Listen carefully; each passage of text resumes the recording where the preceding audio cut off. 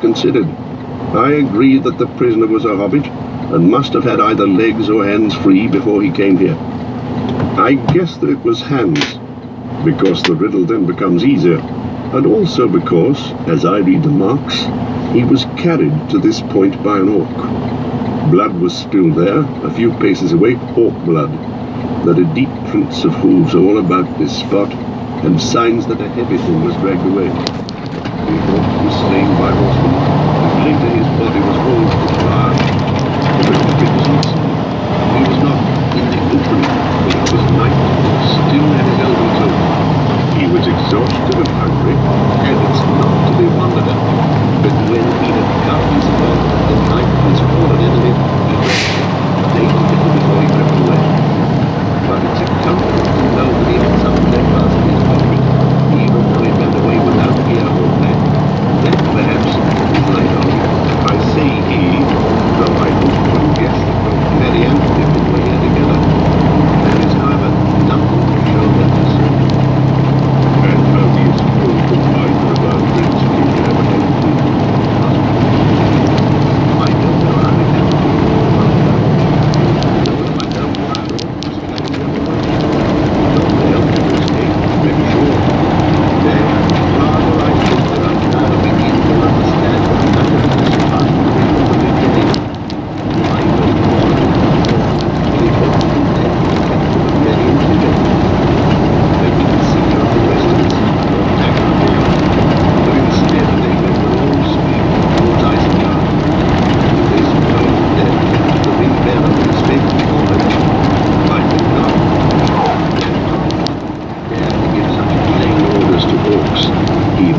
So much themselves, do not speak openly to them of the ring.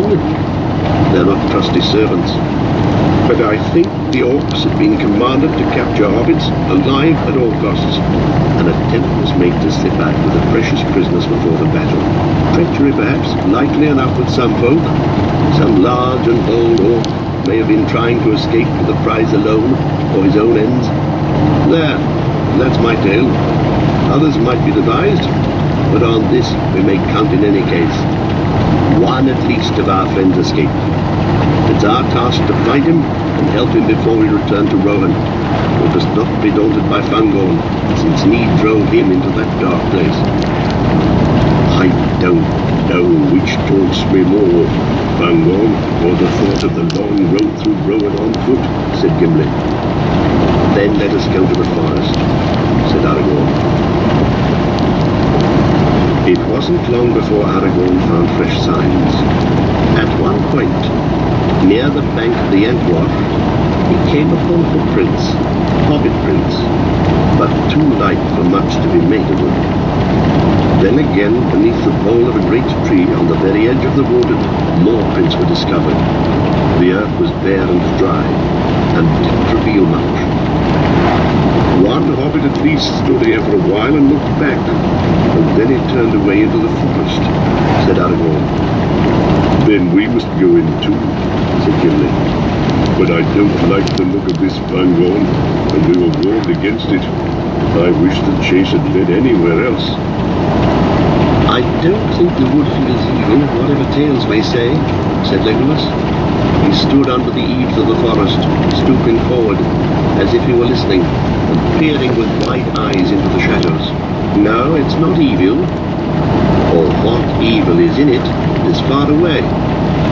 I catch only the faintest echoes of dark places where the hearts of the trees are black. There is no malice near us, but there is watchfulness and anger.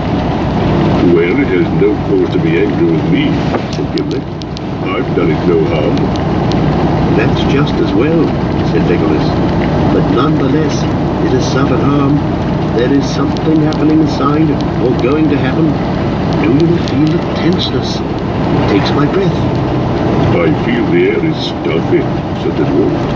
This wood is lighter than workwood, but it's musty and shabby.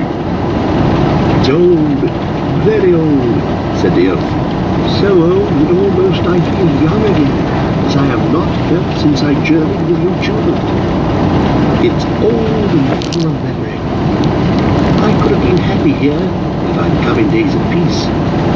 I dare say you could, snorted Gimli. You're a good elf. Anyway, though elves of any kind are strange folk, yet you comfort me. Where you go, I'll go. But keep your bow ready to hand, and I'll keep my axe loose in my belt. Not for use on trees, he added hastily, looking up at the tree under which they stood. I don't wish to meet that old man at unawares without an argument, ready to hand it. And that's all. Let's go. With that, the three hunters plunged into the forest of Fangorn. Legolas and Gimli left the tracking to Aragorn. There was little for him to see. The floor of the forest was dry and covered with a drift of leaves. Guessing that the fugitives would stay near the water, he returned often to the banks of the stream. So it was that he came upon the place where Merry and Pippin had drunk and bathed their feet. There, plain for all to see, were the footprints of two hobbits, one somewhat smaller than the other. This is good tidings, said Aragorn. Yet the marks are 2 days old, and it seems that at this point the hobbits left the waterside. Then what should we do now? Said Gimli. We can't pursue them through the whole fastness of Fangorn. We've come ill-supplied. If we don't find them soon, we shall be of no use to them, except to sit down beside them and show our friendship by starving together. If that's indeed all we can do, then we must do it, said Aragorn. Let us go on.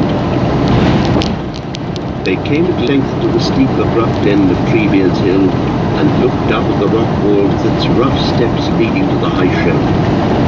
Gleams of sun were striking through the hurrying clouds, and the forest now looked less grey and clear. Let us go up and look about us, said Legolas.